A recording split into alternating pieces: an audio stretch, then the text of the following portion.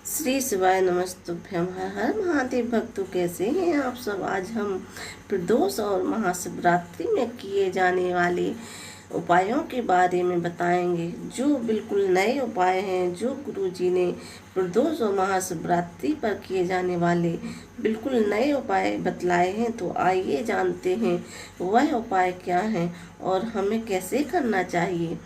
तो गुरुजी ने कहा है कि जो 2025 में 26 तारीख को महाशिवरात्रि पड़ने वाली है, उस दिन व्रत कैसे करें और उपाय कैसे करें। तो आइए जानते हैं वे उपाय क्या हैं और कैसे करें, और महाशिवरात्रि का व्रत कैसे करें। तो आइए सुनते हैं गुरुजी ने क्या कहा है।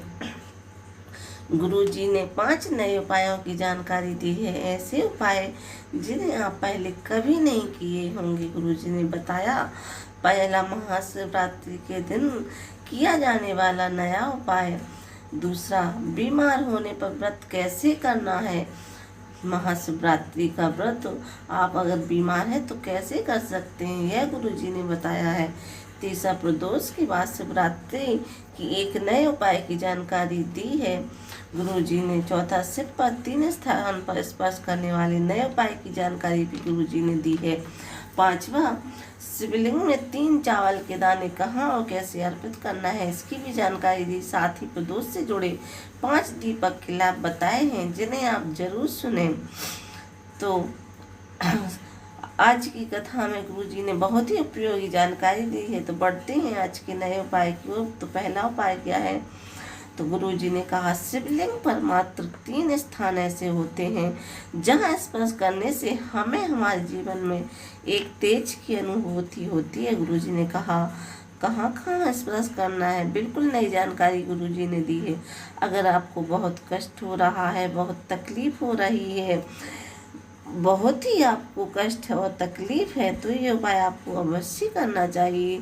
आप कभी भी किसी भी दिन यह उपाय कर सकते हैं। पहला स्थान है माता पार्वती के हस्त कमल में अपने सीधे हाथ का स्पर्श करना है। स्पर्श करते हुए श्री शिवाय नमस्तुभ्यम या ओम नमः शिवाय या नमः शिवाय मंत्र का जाप करना है। इसके बाद गुरुजी ने दूसरा स्थान बताया है, पानी जहाँ से नीचे की ओर गिरता है, जलाधारी से नीचे गिरता है, जल जहाँ से आप झेलते हो, जहाँ आप जल चढ़ाते हो, फिर उस जल को जिस स्थान पर आप झेलते हो उसी स्थान पर आपको स्पर्श करना है। स्पर्श करते हुए श्री शिवाय नमस्तुभ्यम ओम नमः शिवाय या नमः शिवाय का नाम जप जरूर करना है। इसके बाद गुरुजी ने तीसरा स्थान बताया है जहाँ पर आपको स्पर्श करना चाहिए। शिवलिंग पर आप कहीं भी स्पर्श कर सकते हैं, आपको उंगलियों से स्पर्श नहीं करना है, सीधे हाथ से पूरी हथेली से ही स्पर्श करना है। स्पर्श करते हुए श्री शिवाय नमस्तुभ्यम या ओम नमः शिवाय का जाप करना है। जो भी इस प्रकार स्पर्श करते हुए मंदिर से निकलता है, उसे इतना बल प्राप्त हो जाता है, उसे शारीरिक कष्टों से मुक्ति प्राप्त हो ही जाती है और उसे तेज बल की प्राप्ति होती है, बढ़ते हैं। दूसरे उपाय की ओर गुरुजी ने कहा, शिव जी को जब जल समर्पित करके जब हम उस जल का आचमन करते हैं तो वह शिवलिंग का तेज पुण्य हो जाता है। हर घर का शिवलिंग, मंदिर का शिवलिंग, सभी में एनर्जी होती है, बल होता है। और जब हम जल अर्पित करते हैं तो उसका तेज बल हमारे अंदर आ जाता है और हमारे शरीर के रोगों से मुक्ति प्रदान करता है। अगर आपको रोग बीमारी बहुत है, आपको बड़ी से बड़ी डॉक्टर ने बीमारी बताई है, तो ये उपाय आप अवश्य कर सकते हैं। यह उपाय आपको रोग से, बीमारी से मुक्ति प्रदान कर देता है। तीसरा उपाय गुरुजी ने बताया है,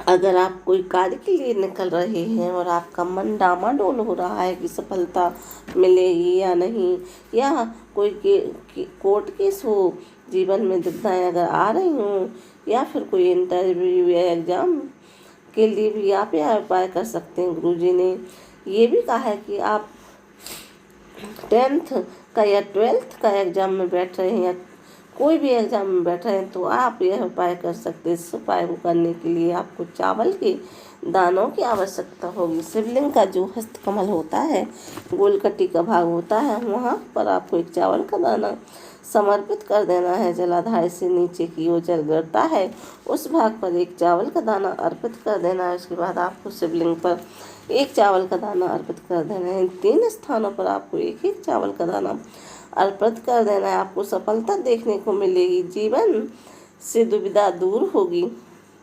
बढ़ते हैं चौथे उपाय। गुरुजी ने कहा, अगर किसी इंटरव्यू में एग्जाम में सफलता प्राप्त हो ही नहीं रही तो निराश नहीं होना चाहिए।